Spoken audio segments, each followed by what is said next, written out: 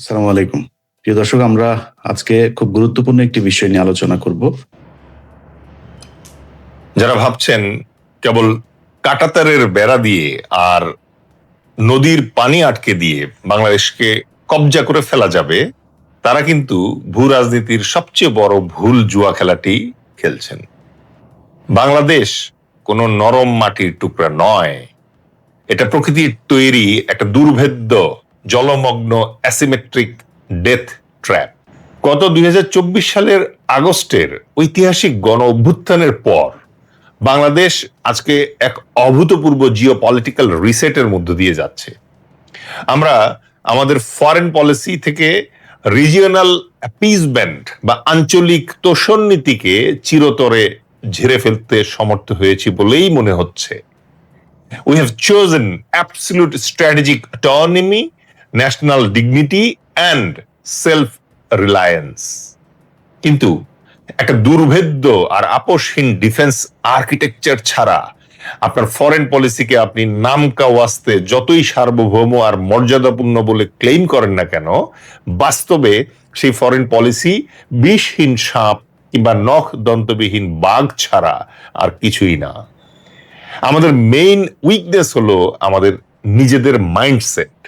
আমরা দীর্ঘদিন ধরে একটা আমলাতান্ত্রিক কনভেনশনাল মিলিটারি ইনার্শিয়া বা গতানুগতিক সামরিক জড়তার মধ্যে আটকে রাখা হয়েছে আমাদের, যা সমসাময়িক হাইব্রিড যুদ্ধ কৌশলের সাথে মোটেই সামঞ্জস্যপূর্ণ নয়।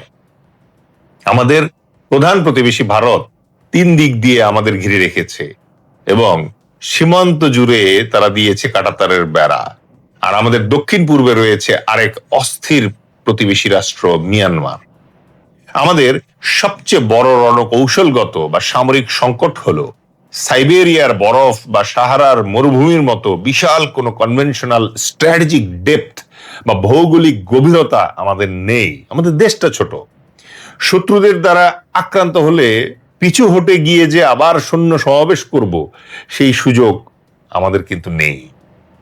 কিন্তু একথাও সত্য যে সীমান্তের ওই পারে 14 লাখ সৈন্যের এক বিশাল স্ট্যান্ডিং আর্মি থাকলেও যুদ্ধ লাগলে তাদের পক্ষে এই 14 লাখের সবাইকে বাংলাদেশের বর্ডারে নিয়ে আসা অসম্ভব। কারণ তাদের এই 14 লাখের বেশিরভাগই পার্মানেন্টলি আটকে আছে চীন আর পাকিস্তান সীমান্তে। স্ট্র্যাটেজি আর গণিত যেহেতু এক জিনিস না, আর তাই তাদের এই ডুয়েল ফ্রন্ট কনস্ট্রেইনটাই হলো আমাদের সবচেয়ে বড় রক্ষা কবচ আর পরম সুযোগ। আমাদের লক্ষ্যই হতে হবে তাদের এই সীমাবদ্ধতাকে কাজে লাগিয়ে এমন একটা অ্যাসিমেট্রিক ডিফেন্সিভ নেটওয়ার্ক গড়ে তোলা, যা আমাদের সীমানায় যে কোনো দুঃসাহসিক অভিযান চালাতে তাদের চরমভাবে নিরুৎসাহিত করবে।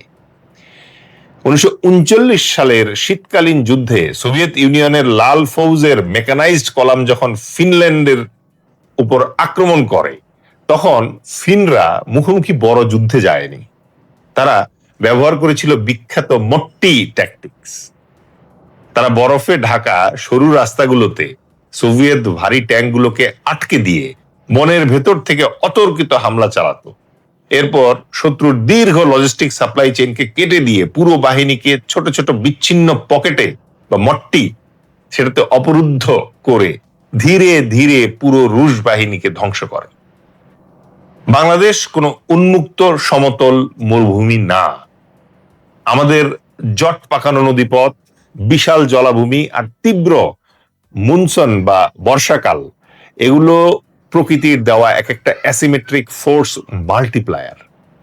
তাই আমাদের প্রতিরক্ষার মূল দর্শন হতে হবে রিভারাইন মট্টি বা নদীমাতৃক মট্টি ডক্ট্রিন। আমরা আমাদের আরবান এরিয়া বা শহর এলাকা আর অসংখ্য নদীপথে শত্রুকে আটকে রাখবো। তাদের ভারী মেকানাইজড ট্যাঙ্ক আর লজিস্টিক সাপ্লাই চেইনকে বর্ষাকালের কাদা আর পানিতে অচল করে ফেলবো। যখন নদী ও কাদা শত্রুকে নিশ্চল করে দিবে, তখন আমাদের water adapted highly mobile special ইউনিটগুলো শত্রুর এক একটা কলামকে বিচ্ছিন্ন করে পকেটে বন্দি করবে এবং নদীর বুকেই তাদের সলিল সমাধি ঘটাবে। নদী তখন শত্রুর জন্য বাধা হবে না, নদী হবে আমাদের ট্যাকটিক্যাল হাইওয়ে। অনেকে হয়তো ভাববেন বঙ্গোপসাগরে আমাদের নৌবাহিনীর শক্তি তো তুলনামূলকভাবে কম, তাহলে দক্ষিণ দিকে আমাদের সুরক্ষা কিভাবে নিশ্চিত করব আমরা? এখানে আমাদের শিখতে হবে ব্ল্যাক সি বা কৃষ্ণ সাগরের সাম্প্রতিক যুদ্ধগুলো থেকে। ইউক্রেনের নিজস্ব কোনো উল্লেখযোগ্য বড় যুদ্ধজাহাজ বা বড় নৌবাহিনী ছিল না, অথচ তারা রাশিয়ার কৃষ্ণ সাগরীয় নৌবহরের 1/3 ধ্বংস করে দিয়েছে। কিভাবে? উত্তর হলো সস্তা জিপিএস গাইডেড আর remotely controlled kamikaze sea drone দিয়ে। আমাদের কোটি কোটি ডলার খরচ করে বড় বড় যুদ্ধজাহাজ বা বিমান আমদানি করার প্রয়োজন নেই। বঙ্গোপসাগরের অগভীর কোস্টাল ওয়াটার্সে আমাদের স্ট্র্যাটেজি হতে হবে অ্যান্টি অ্যাক্সেস এরিয়া ডিনায়াল, মানে A2AD। শত শত সাশ্রয়ী আন্ডার ওয়াটার ও সারফেস কামিকাজি ড্রোন আর মোবাইল কোস্টাল মিসাইল ব্যাটারির এক দুর্ভেদ্য দেয়াল গড়ে তুলতে হবে, যা যে কোনো বড় শত্রু বাহিনীকে আমাদের জলসীমায় প্রবেশ করতে বাধা দেবে। আধুনিক হাইব্রিড যুদ্ধক্ষেত্রে শত্রুর প্রথম টার্গেট কিন্তু ট্যাঙ্ক রেজিমেন্ট নয়। প্রথম আঘাতটি আসে পাওয়ার গ্রিড আর জ্বালানি অবকাঠামোতে। জাতীয় পাওয়ার গ্রিড ধসে পড়লে আমাদের defence industry, drone control station এবং কমান্ড সেন্টারগুলো মুহূর্তের মধ্যে অচল হয়ে পড়বে। তাই কেবল যুদ্ধাস্ত্র নয়, আমাদের প্রয়োজন এনার্জি সভরেন্টি বা জ্বালানি সার্বভৌমত্ব। আমাদের দেশের প্রতিটি কৌশলগত সামরিক garrison, radar station, drone manufacturing lab এবং কমিউনিকেশন নোডগুলোকে সেন্ট্রাল গ্রিডের উপর নির্ভরতা কমিয়ে ডিসেন্ট্রালাইজড সোলার পাওয়ার এবং ব্যাটারি এনার্জি স্টোরেজ সিস্টেমের আওতায় নিয়ে আসতে হবে। এটা করলে কি লাভ? এতে করে দেশের জাতীয় গ্রিড যদি সাময়িকভাবে শত্রুর সাইবার বা মিসাইল হামলায় ধসেও পড়ে, আমাদের সামরিক অবকাঠামো এবং লোকাল মাস কমিউনিকেশন নেটওয়ার্কগুলো শতভাগ সচল থাকবে।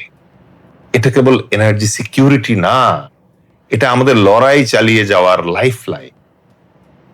তাই একটা সুনির্দিষ্ট ও বাস্তবমুখী জাতীয় প্রতিরক্ষা কৌশল দাঁড় করাতে আমাদেরকে 3টা ধাপে এগোতে হবে, এবং এই 3টা ধাপ হচ্ছে শর্ট টার্ম, মিড টার্ম এবং লং টার্মে আমরা কি করব তারই রূপরেখা।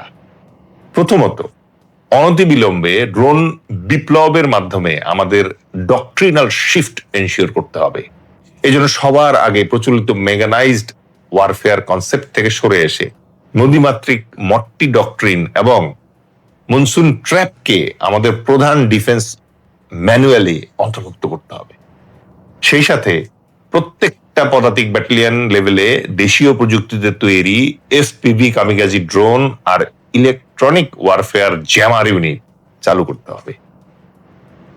জার্মান মিশন কমান্ড বা ইরানি মোজাইক ডিফেন্সের মতো করে যুদ্ধের সময় সিদ্ধান্ত গ্রহণের গতি বৃদ্ধির জন্য জুনিয়র অফিসারদের যুদ্ধক্ষেত্রে তাৎক্ষণিক সিদ্ধান্ত নেয়ার স্বাধীনতা নিশ্চিত করতে হবে। দ্বিতীয়ত, মধ্যমেয়াদে ফিনল্যান্ডের টোটাল ডিফেন্স মডেল ফলো করে আমাদের দেশের প্রাইভেট আইটি সেক্টর, লজিস্টিক্স এবং সাধারণ জনগণকে জাতীয় প্রতিরক্ষা পরিকল্পনার অবিচ্ছেদ্য অংশে পরিণত করতে হবে। প্রত্যেকটি গুরুত্বপূর্ণ সামরিক স্থাপনা, ড্রোন কন্ট্রোল সেন্টার ও রাডার নোডে ডিসেন্ট্রালাইজড সোলার আর ব্যাটারি এনার্জি স্টোরেজ সিস্টেম স্থাপন করে শতভাগ পাওয়ার ব্যাকআপ নিশ্চিত করতে হবে, এবং দেশের যুব সমাজকে basic combat, logistics, first aid আর সাইবার ডিফেন্সে শিক্ষিত করে এক সুবিশাল ইনফিনিট ন্যাশনাল রিজার্ভ গড়ে তুলতে হবে। আর তৃতীয়ত, দীর্ঘমেয়াদে কৃষ্ণ সাগরের সফল উদাহরণ অনুসরণ করে বঙ্গোপসাগর ও রিভারাইন এলাকায় সাশ্রয়ী কামিকাজি সি ড্রোন এবং স্মার্ট মোবাইল কোস্টাল ক্রুজ মিসাইলের দুর্ভেদ্য ডিফেন্স প্রজেক্ট তৈরি করতে হবে। পাশাপাশি দেশের শীর্ষস্থানীয় আইটি এবং মেকাট্রনিক্স গবেষকদের সাথে মিলিটারি জায়ান্ট যারা আছে তাদের জয়েন্ট ভেঞ্চার প্রতিষ্ঠা করে নিজস্ব ড্রোন, জ্যামার আর এনক্রিপ্টেড কমিউনিকেশন ডিভাইস লোকালি উৎপাদন করব। এই কাজগুলো যদি আমরা করতে পারি তাহলে এমন একটা জাতীয় প্রতিরোধ ব্যবস্থা গড়ে উঠবে যা যে কোনো পরাশক্তির জন্য বাংলাদেশে সামরিক আগ্রাসনের খরচকে রাজনৈতিক ও অর্থনৈতিকভাবে আকাশচুম্বী করে তুলবে। এটাকেই বলে ডেটারেন্স বা নিরোধক। এছাড়া এমন প্রস্তুতি থাকলে হাইব্রিড বা সাইবার যুদ্ধ শুরু হলেও আমাদের প্রতিরক্ষা কাঠামো নিজস্ব বিদ্যুৎ আর লোকাল নেটওয়ার্কে পুরোপুরি সচল থাকবে। ফাইনালি একটা অত্যন্ত আত্মবিশ্বাসী, সুশৃঙ্খল ও প্রতিরক্ষায় অংশীদার যুব সমাজ তৈরি করব আমরা, যা অভ্যন্তরীণ আর বাহ্যিক যে কোনো সংকট মোকাবেলায় সক্ষম হবে। তাই এখনই আমাদের নিজেদেরকে প্রশ্ন করতে হবে। প্রথম প্রশ্ন, আমরা কি আমাদের বিশাল যুব শক্তিকে কেবল রেমিটেন্স পাঠানোর সস্তা মেশিন হিসেবে ভাববো, নাকি তাদের দেশের প্রতিরক্ষায় অত্যন্ত সুশৃঙ্খল ও অপ্রতিরোধ্য সিটিজেন সোলজার্স হিসেবে গড়ে তুলব? নাম্বার 2, বঙ্গোপসাগরের সার্বভৌমত্ব রক্ষার জন্য $1 বিলিয়ন খরচ করে ভারী ভারী যুদ্ধ জাহাজ আমদানি করব, নাকি কৃষ্ণ সাগরের শিক্ষাকে কাজে লাগিয়ে সস্তা ও ঝাঁকে ঝাঁকে কামিগাজি সি ড্রোন তৈরি করব? আর নাম্বার 3, জলবায়ু পরিবর্তনের তীব্র বর্ষা আর বন্যাকে আমরা কি কেবলই প্রাকৃতিক অভিশাপ আর দুর্যোগ হিসেবেই দেখব, নাকি একে আমাদের শত্রুর জন্য সবচেয়ে বড় বিপর্যয় বা প্রাকৃতিক ডেথ ট্র্যাপে রূপান্তর করার সাহস দেখাবো? মনে রাখবেন, বাংলাদেশ কখনো নিজে থেকে অন্য কোনো দেশকে আক্রমণ করতে যায় না। অন্য দেশের জমি দখল করা বা নিজের সীমানা বাড়ানোর কোনো লোভ বা উদ্দেশ্য আমাদের কখনোই ছিল না, ভবিষ্যতেও নেই। আমরা শান্তিতে বাস করতে চাই, কিন্তু আমাদের এই শান্ত স্বভাবের আড়ালে লুকিয়ে আছে দেশের মানচিত্র রক্ষার জন্য জান প্রাণ দেওয়ার একটা কঠিন প্রতিজ্ঞা। যারা বর্ডারের উপরে বসে ভাবছেন বাংলাদেশ একটা সফট স্টেট বা নরম মাটি, কোনো এক দুর্বল মুহূর্তে এই 55,000 বর্গমাইল গ্রাস করে নেওয়া যাবে,